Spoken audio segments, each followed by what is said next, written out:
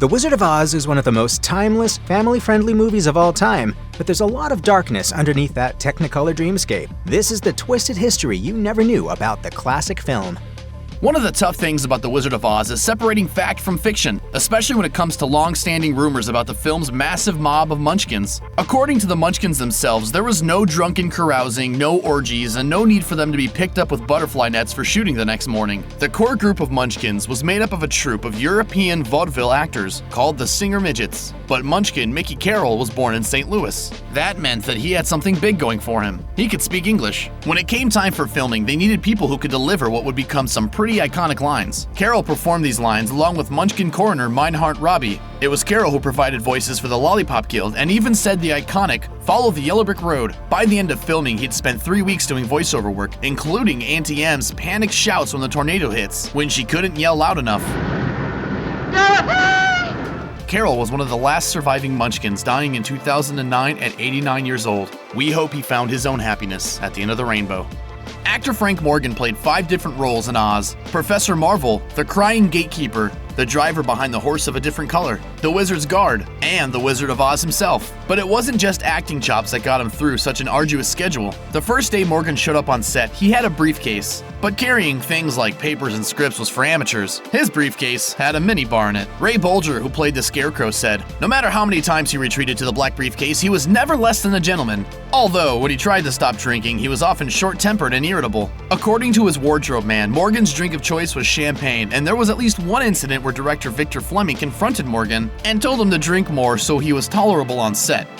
If you always thought that the Cowardly Lion's costume looked incredibly realistic, that's because, well, it was made from real lions. The idea had been to make a couple of costumes so actor Burt Lahr would be able to swap them out during filming, but the unique patterns of the real lion hides made that impossible since every costume would look different. Lahr ended up with one single costume that weighed about 60 pounds, which quickly filled with sweat under the hot studio lights. It became such a problem that the filmmakers needed to make a special purchase, an industrial drying bin to help get the costume a little less wet for the next day. At least stunt doubles and stand-ins got to share a different sticky costume, which was close enough to the original to stand in during faraway shots. After filming, the costume was largely forgotten until it was rediscovered for a 1970 auction, where it sold for $2,400. It was later restored and went on to sell for $3.1 million. Jack Haley made the Tin Man everything we all know and love, but a weird series of events put him there. The original cast list featured Buddy Ebsen as the Scarecrow and Ray Bolger as the Tin Man, but that's obviously not how things turned out. The story goes that Bolger wanted to be the Scarecrow since he was a dancer and didn't want to be trapped inside a tin suit. He went to MGM honcho Mervyn LeRoy and said he'd been cast in the wrong role. They allowed Ebsen and Bolger to swap roles, and some of the movie was even filmed before Ebsen was sent to the hospital with a major allergic reaction to the aluminum dust that he was painted with. According to Ebsen, no one believed he was sick, and he was ordered back to the set. That is until, thankfully, medical personnel got involved. Ebsen would go on to complain of breathing problems for the rest of his life, and he didn't even get to be in the movie. Jack Haley was hired, and the studio switched to using aluminum paste rather than dust, and that quickly gave Haley a severe eye infection, so filming was delayed again. Margaret Hamilton, who played the Wicked Witch, was the type to suffer for her craft. And while there were a whole bunch of accidents during filming that would have today's stars calling their lawyers, her on-set mishap ranks right at the top. The first take of the witch leaving Munchkinland went perfectly, but director Victor Fleming wanted another take just in case. During take 2, Hamilton's hat and coat caught on fire, burning layers of skin off her face and hands. That's pretty bad, right? Well, it gets worse. The only way to get the green paint off of her burned skin was with alcohol. She left the set for 6 weeks and returned before she had completely healed. Since they couldn't reapply the green paint, she wore gloves for the rest of the filming. Not surprisingly, she had lost a bit of faith in the special effects department and refused to do any more fire-related scenes. They still had that famous skywriting sequence to film, and that required an actress who was willing to sit on a prop broomstick that spewed smoke. Long story short, it was a pipe, it was filled with fire, and it exploded. Hamilton's stunt double Betty Danko was hospitalized for 11 days. Presumably, she never worked with fire again either.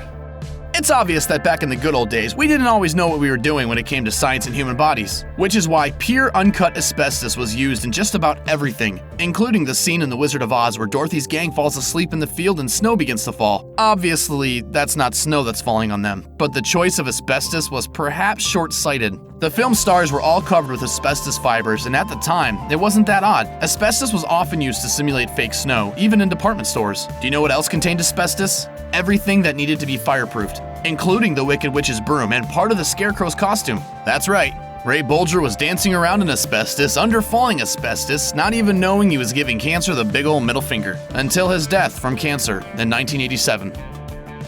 They say you should suffer for your art, but Judy Garland suffered more on the set of The Wizard of Oz than any actor should ever be expected to.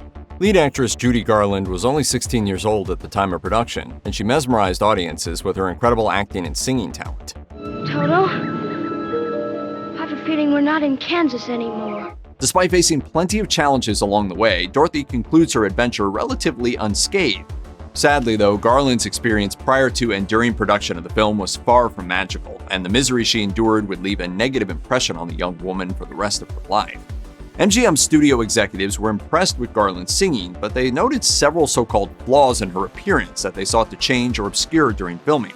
One of the biggest issues was the fact that Dorothy was supposed to be 8 years old. In an effort to make Garland look younger, her breasts were taped down and she was made to wear a tight corset. The film's costume designers also made a wig with pigtails to further obscure her chest. Producer Mervyn LeRoy hired a personal fitness trainer to make sure Garland maintained a regular exercise regimen and ordered her to go on a restrictive diet to keep her weight low. Garland was reluctant to follow the strict diet and would often binge on her favorite foods when she had the opportunity, and her bosses didn't respond well. Studio executives reportedly began referring to the teen as a fat little pig with pigtails. In an attempt to further suppress her appetite, Garland was prescribed controversial diet pills. Dexedrine was a newer medication at the time used to treat issues including depression, narcolepsy, and obesity. However, as a stimulant, Dexedrine was known to be addictive, and it had a number of adverse side effects, including insomnia.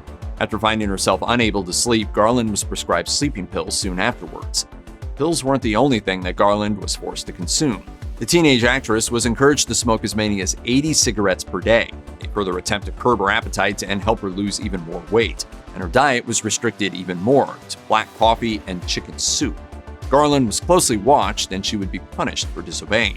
MGM was also concerned about the appearance of Garland's teeth and nose. Therefore, she was allegedly forced to wear caps on her teeth to hide the fact that they were misaligned. She also had to wear rubber discs in her nose to change its shape while filming. Although the attention Garland received was not entirely positive, it was attention nonetheless, and it led to animosity between her and her co-stars. Ray Bolger, Burt Lahr, Jack Haley, and Frank Morgan, who played the Scarecrow, Lion, Tin Man, and Wizard respectively, all shunned her while the movie was being filmed. That wasn't all. The director also seemed to resent her. During the filming of a scene with Lahr, Garland started giggling and could not stop, so Victor Fleming apparently became so frustrated with Garland that he actually struck her in the face. Garland was also allegedly assaulted by the actors who played the Munchkins in The Wizard of Oz. In his memoir, Garland's former husband Sidney Luft said of the men who were much older than the teenager, they thought they could get away with anything because they were so small. They would make Judy's life miserable on set by putting their hands under her dress. Despite the cruel treatment she received, Garland's performance in The Wizard of Oz gained widespread critical acclaim and helped secure the film's legendary status. It's also been cited as the best performance of Garland's career, as well as the beginning of her eventual downfall. In addition to fueling her addiction to drugs and alcohol, Garland's time filming The Wizard of Oz negatively impacted her already low self-esteem and was a detriment to her mental health.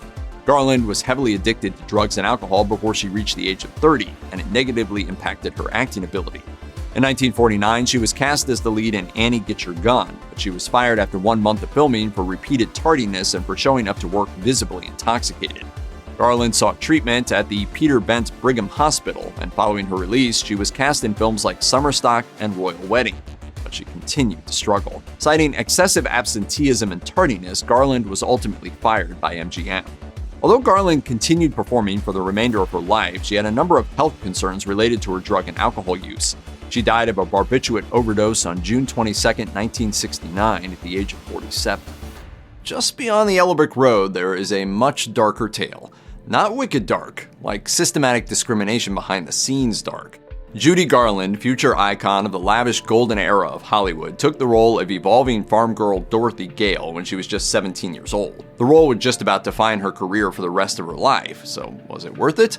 According to the Los Angeles Times, Garland was paid $500 a week for playing the part over the course of 22 weeks.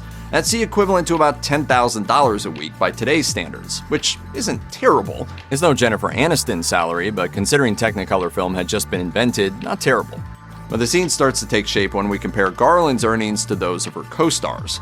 Dorothy's dog Toto, who is present alongside her for the entirety of the film, made an especially decent wage. Well, for a Cairn Terrier at least. Terry the Terrier and her owner brought in $125 a week for the role. All that, and they never even asked her to speak.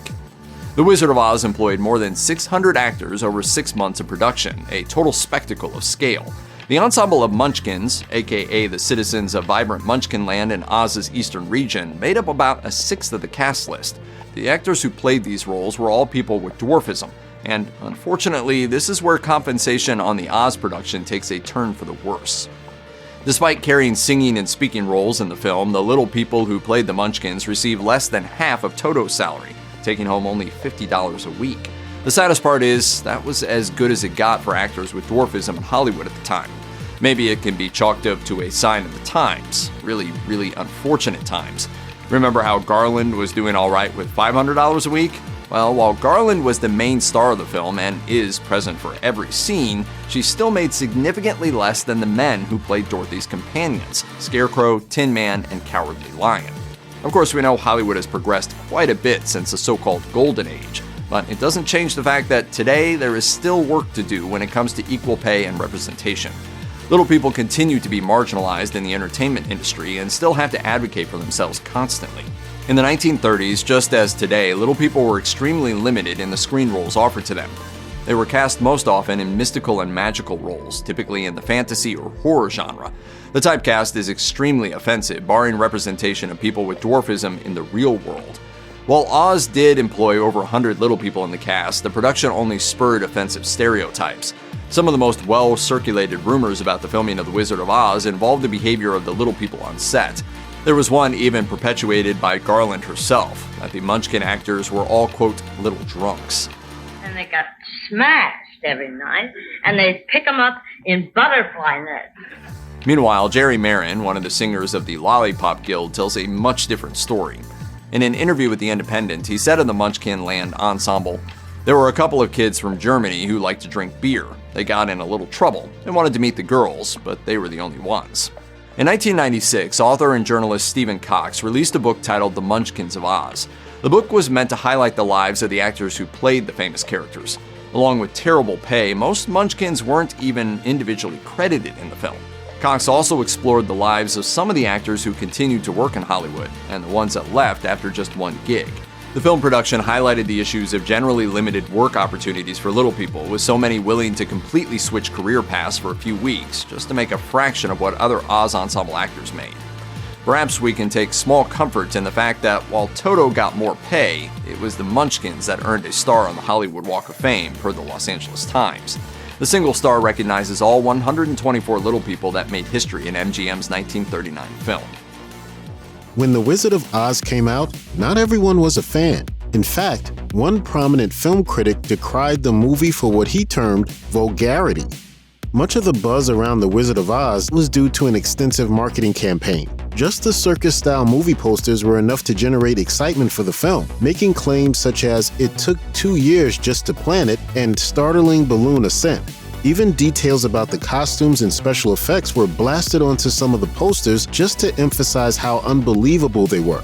Entire articles were written in magazines and newspapers as advertisements. MGM spent a massive amount buying ad space in every publication it possibly could, printing full-color Kodachrome cover art. Merch also appeared in some unusual places. In her history of t-shirts, branding expert Alyssa Mertez notes that the first promotional t-shirt ever was made for The Wizard of Oz. You can actually see it in the movie, made by Hanes and emblazoned with Oz in bold white. Even in an era long before music streaming, Over the Rainbow and We're Off to See the Wizard were instant hits. Over the Rainbow soon became one of the most demanded songs on the radio. What is now considered one of the greatest soundtracks of all time appealed to listeners from the beginning thanks to its whimsy. The wistful sadness of Over the Rainbow also resonated with audiences who could use something to take them far, far away from the hard times of the Depression. While We're Off to See the Wizard was catchy enough for critics and casual viewers alike to be skipping along to it. The songs from the film were so memorable that they played an undeniable role in the film becoming a cultural icon. Some, especially Over the Rainbow, were both a return to innocence and a form of expression in a time of need. According to Raymond Knapp in the American Musical and the Performance of Personal Identity, Ding Dong the Witch is Dead vented the anger and frustration that had built up after the massive stock market crash, which all but broke the human spirit during the bleak 1930s. The Wizard of Oz was an escape for those weary from the Depression. The desolation of the era was part of the reason why everything that transpired at the Gale family farm was filmed in dreary black and white. There was more symbolism too. Miss Gulch, the richest woman in the county, and her wicked witch alter ego symbolized the greed, evil, and oppression of the era. And the wizard? Just a con man, a character who the Hollywood Reporter said was, quote, rich in humorous innuendo. But history goes further, comparing the wizard to President Herbert Hoover, whose big promises to relieve the Depression were mostly empty. From Dorothy's homesickness to the laments of the Scarecrow, Tin Man, and Lion seeking a brain, a heart, and courage. There were countless elements of The Wizard of Oz that proved there was humanity in a world that was otherwise imaginary. William Stillman, co-author of The Wizardry of Oz, told the Los Angeles Times that The Wizard of Oz sold out in theaters, with around half of the audience being eager, wide-eyed children. The majority of critics were enchanted. The film also received 5 Oscar nominations, including one for Best Picture, which it ultimately lost to a little movie called Gone with the Wind. But it did score wins for Best Original Song and Best Original Score.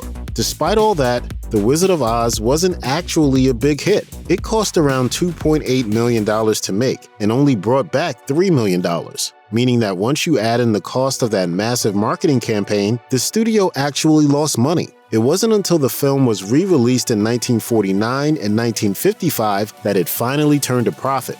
Funnily enough though, the true source of the movie's lasting popularity is actually due to television. The Wizard of Oz first aired on TV in 1956 to a huge audience and brought in an even bigger rating when it aired again in 1959. Sensing a hit, the networks began airing The Wizard of Oz every year, becoming a beloved tradition for tens of millions of Americans to this day. Judy Garland was instantly dubbed America's sweetheart in the afterglow of her star performance as Dorothy. Legions of little girls wanted to be just like Dorothy. As Roger Ebert said in his analysis of The Wizard of Oz, there was just something about the way Garland played the character, who was courageous but still compassionate and vulnerable, which appealed to viewers both then and now. Garland became such an icon that every girl's dream was to have something, maybe even memorabilia from the movie, autographed by her. Oz Museum has recounted the story, which has now become a legend, about a young girl in a Santa Ana hospital who was obsessed with the Wizard of Oz. In her sleep, she would call out to Dorothy. Her heartbroken mother wrote Garland a letter asking if she could send her daughter an autographed photo, but the actress went above and beyond the rainbow. According to the story, she visited the hospital, some say in her Dorothy costume, to sign an autograph in person.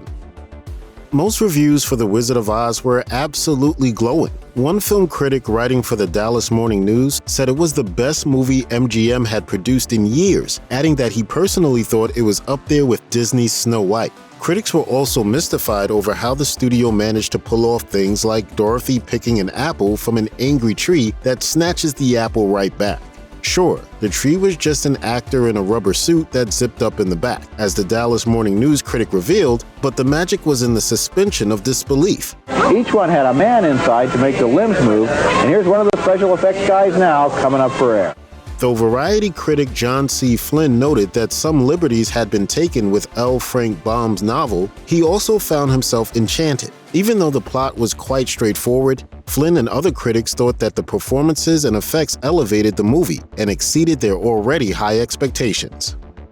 Not every critic was a fan though. When Russell Maloney composed his review for The New Yorker, he revealed that he was having a hard time even reviewing the film because it was so garish. He elaborated, "The vulgarity of which I was conscious is difficult to analyze." Reason for Maloney's reaction included special effects that he found more aggravating than amusing. The Technicolor, in his opinion, was overdone to the point that you could hardly watch what was happening on screen. Then there was his gripe about the Wicked Witch. It has more to do with the wizard's reaction to her demise, but that was just one of the many gags he absolutely did not find amusing. Maloney was even convinced that Bert Lahr's Cowardly Lion had no place in Oz. He thought there was no imagination in a film that was meant to capture the imagination. In a recent survey of contemporary reviews, the Los Angeles Times noted that many critics of the time were put off by the more modern elements used in the film, such as the Wicked Witch of the West using her broom to skywrite Surrender Dorothy above the Emerald City. Critic Otis Ferguson, who reviewed the movie for The New Republic, believed that the film was trying too hard to emulate the success of Snow White. He didn't appreciate the humor, though he did believe that the film would be appealing to kids because of the flashy effects and joyful tunes.